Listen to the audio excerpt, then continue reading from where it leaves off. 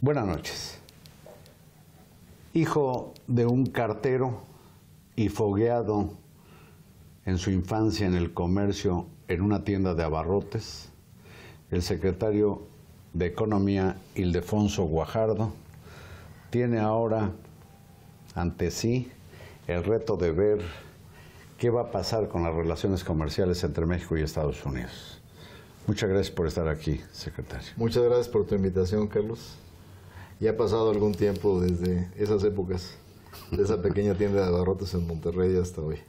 Bueno, el asunto es que estás yendo y viniendo a Washington, entiendo, a platicar, pero no precisamente a negociar nada, sino apenas como a explorar cuál será la vereda de comunicación institucional entre el gobierno de Donald Trump y de Enrique Peña Nieto. Así es, Carlos. Hemos escuchado muchas cosas como parte de discursos de campaña en su momento, inclusive ya de discursos como gobierno constitucional en Estados Unidos, pero la misma ley que enmarca los tratados comerciales internacionales en Washington, en Estados Unidos, determina claramente los procedimientos, porque hay que recordar que el presidente hace las negociaciones, pero es un poder que reside en el Congreso.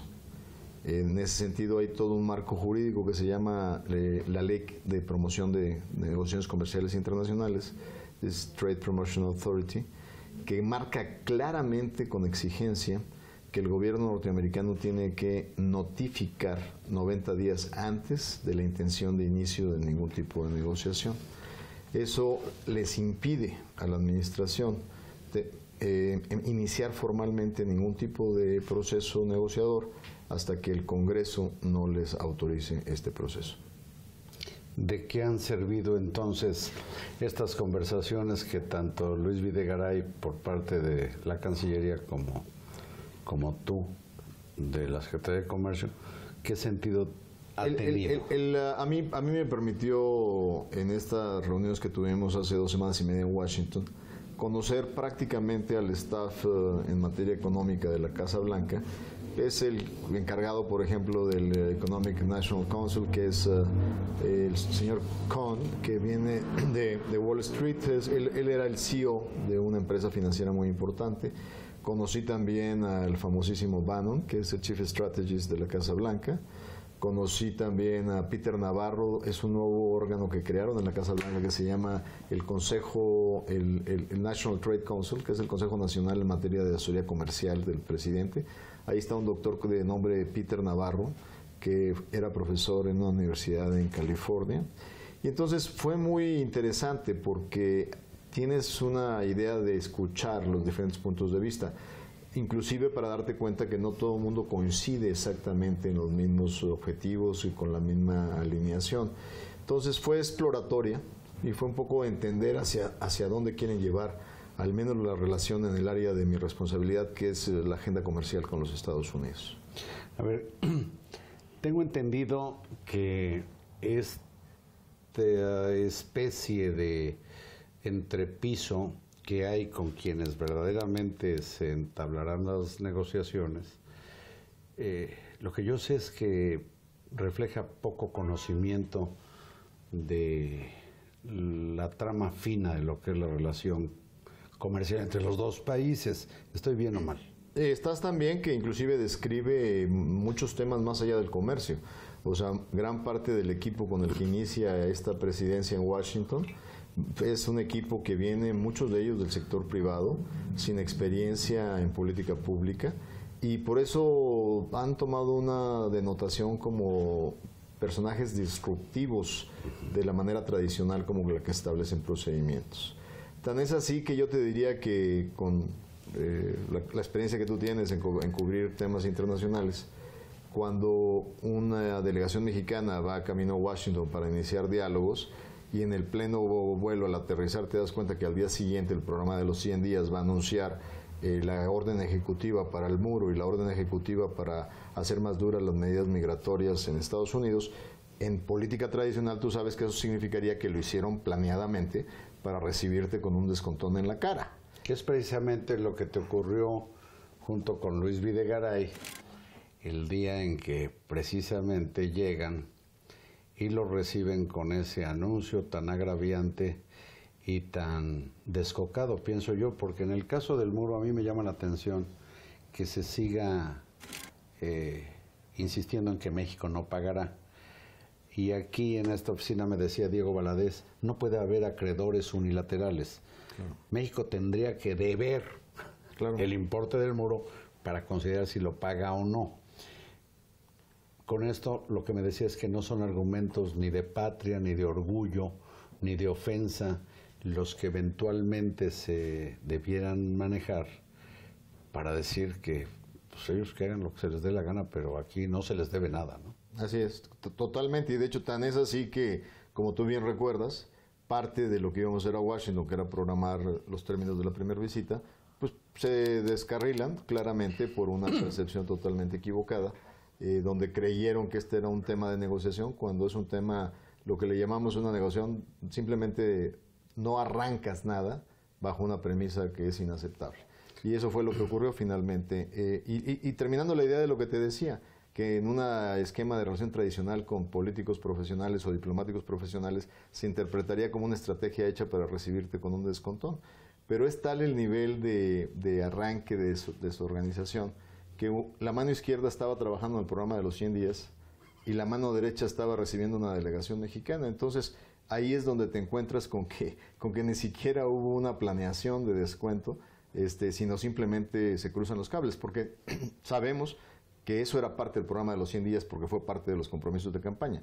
Haberlo tenido una semana más tarde o una semana antes hubiera evitado la consecuencia de empatarlo con una visita de esta naturaleza. Sí, que inclusive dinamitó con la posibilidad de que el presidente mexicano visitara a aquel sujeto.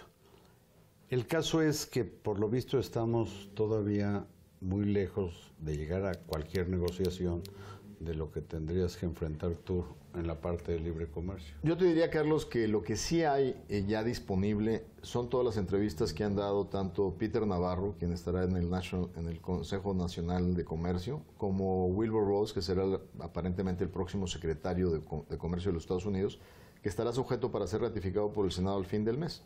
Si tú observas todo lo que han dicho públicamente, te da una idea más o menos de por dónde puede estar la pista de aterrizaje que estas gentes están buscando. Y eso que han dicho, ¿lo puedo considerar dentro de un cierto margen de racionalidad o de lógica? Lo que te diría es que algunas de las cosas que han enunciado creo que pueden ser parte de una agenda que inclusive pudiera ser constructiva. Pero yo te diría que mi responsabilidad es haber tomado nota exacta del discurso del presidente, donde define 5 principios de negociación y 10 objetivos de negociación. Yo agarro ese mandato presidencial y lo traduzco a mí como negociador comercial, qué me debe significar ese mandato presidencial y cómo lo reflejo yo frente a lo que estoy escuchando de las contrapartes. Yo lo reflejo en 3 pilares fundamentales. El primero, tú no te sientas a negociar con nadie si lo que ya tienes como contrato establecido es subestimado por tu contraparte. Si él se la pasa diciendo que en esta relación trilateral solo México ha ganado, cuando es totalmente falso, porque hay ganadores en los 3 países, pues tú no puedes aceptar una premisa de arranque en una negociación, porque entonces estaría la negociación permanentemente sesgada. Claro. Te vas a sentar nada más a ver qué te quitan, ¿no? Entonces tienes que partir del principio que tengamos una evaluación consciente, racional, con hechos, no con hechos alternativos, como parece ser que es la moda últimamente, ¿no? O sea, los famosos alternative facts. La realidad alternativa. La realidad alternativa. Y el segundo tema, Carlos, el segundo pilar, tiene que ser un reconocimiento que el acuerdo es un acuerdo que tiene 23 años o 22 años de existencia. Hoy yo ya estoy renegociando y profundizando mi acuerdo con Europa, que solo tiene 15 años de historia. ¿Y por qué lo tienes que actualizar? Porque en aquella época no había comercio electrónico, en aquella época no tenías nuevos parámetros de ambición en cuanto a las telecomunicaciones, las tecnologías de la información. La realidad energética de América del Norte era otra, no era un continente autosuficiente y altamente competitivo. Entonces tienes parámetros para actualizar y modernizar. Ese es tu segundo pilar, que sí hay un mecanismo de avance conjunto de los 3 países. Y el tercer elemento y el tercer pilar es clarísimo, Carlos. el resultado de esta negociación tiene que ser ganar, ganar, ganar para las partes, para los tres países. Hace 22 años, tú no me dejarás mentir, cuando estábamos sentados en la mesa de negociación del tratado y los negociadores mexicanos querían pedirle a los norteamericanos algún tratamiento en jugo de naranja, decían, no te lo puedo dar porque si no mis congresistas y mis senadores no van a apoyar la votación. Tú tratabas hace 22 años ese argumento al revés y te decían, ¿cuál apoyo si tu presidente tiene mayorías en ambas cámaras y además dicta la disciplina que quiere sacar de ahí? Entonces no había credibilidad de una democracia activa y viva en México. Hoy, 22 años después, la realidad cambió.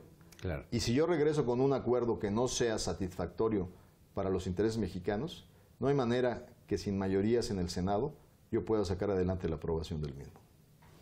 Bueno, como ven ustedes, constato siempre que platico con Ildefonso Guajardo, es de hablar directo, tan directo que le hizo una declaración a un medio estadounidense, ¿el Global qué? No, el canadiense, hubo una entrevista el viernes del Global Mail. Perdón, es de Canadá. Es de Canadá, sí. Y resulta que pues se puso muy seria la cosa, porque el secretario de Comercio de México, debiendo velar por los intereses económicos de México, dijo, si no se ve esa negociación como parte de una negociación integral de la relación México-Estados Unidos, van a ver, pero lo dejo en suspenso, si permanecen esta semana, van a ver el decibelaje que tomó esto, cuando menos para este medio, periodísticamente hablando. No se pierda la continuación de esta charla mañana. Y aquí sigo con Ildefonso Guajardo. Buenas noches.